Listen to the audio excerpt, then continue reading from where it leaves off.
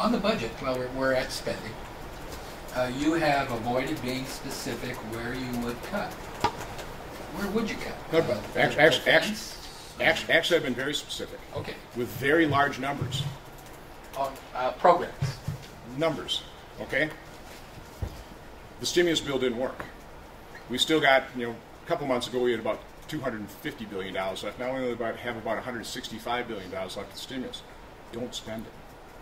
That saves $165 billion. The health care bill will be a huge budget buster.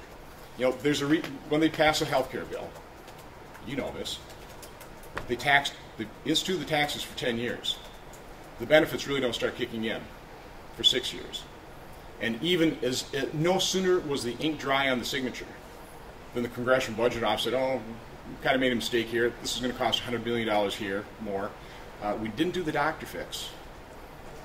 So that's going to cost another $250 billion. So, I mean, just right there, I ticked off, $350 billion in deficit spending over the first 10 years. The second 10 year of the program, the estimates are that when the program fully kicks in, the health care bill will cost $2.5 trillion. Now, first of all, does anybody believe they'll actually cut Medicare by $500 billion? That's half the funding. The other funding is $500 billion in tax increases. So the way I'm looking at it, what will more likely happen is they won't cut Medicare by $500 billion. So this first 10 years, you'll have almost $1 trillion deficit. The second 10 years, you'll have about a $2 trillion deficit. So I'm saying repeal this health care bill. That'll save us about $3 trillion. That's my math. That's my thought process. Okay. That assumes no savings. Where's the savings in the health care bill? Savings. Oh yes, yeah. I don't think politicians are going to follow through and cut Medicare by again. They're assuming that's an assumption, isn't it? Right. I understand that. Okay, let's assume they do. We're still talking probably a $2 trillion deficit. So we're just arguing about whether it's going to be a $2 trillion deficit or a $3 trillion deficit. Right. So again, that's significant. That's significant deficit reduction right there. The third thing I've always talked about, and this is half of Senator Feingold's 41-point plan, which it's kind of interesting. When he entered office, he said his number one goal was debt and deficit reduction. That's when our debt stood at about $4 trillion. Now our debt is $13.4 trillion. And back then he had an 82-point plan. Now he's got a 41-point plan. Half of that plan, he said it's $500 billion over 10 years. Half of that plan is already in law. It assumes that when the banks repay the TARP money, they'll go toward deficit reduction. I mean, yeah, that's already law, and that's what should happen to that. So that'd be my third specific, and I agree with Senator Feingold on that.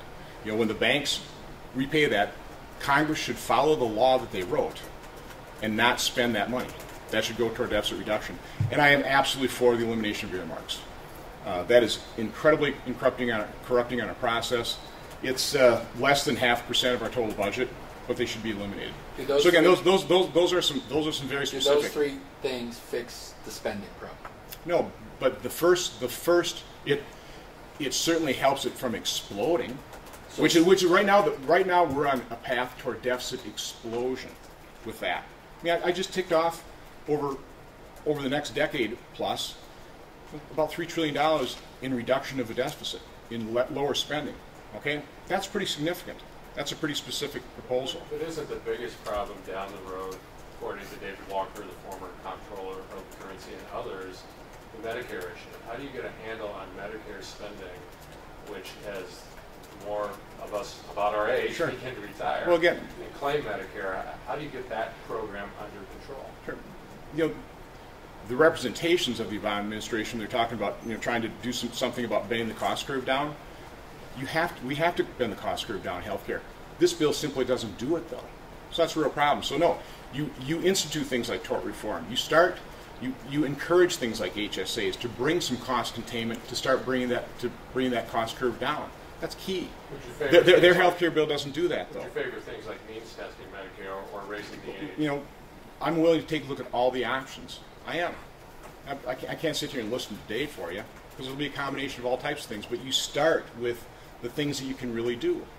And what you can really do is institute tort reform. That will save hundreds of billions. You allow the free marketplace free market system, there are experiments going on in terms of outcome-based billing versus procedure-based.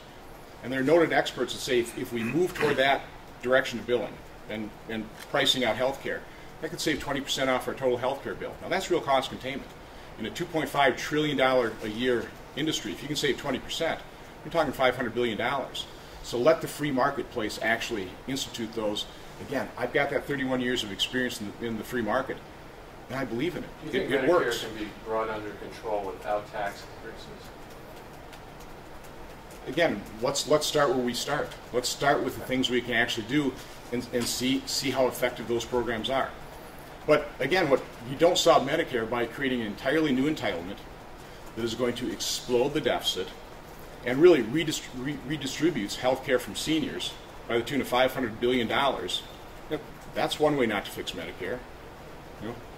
Take $500 billion away from it, and that doesn't make a whole lot of sense to me.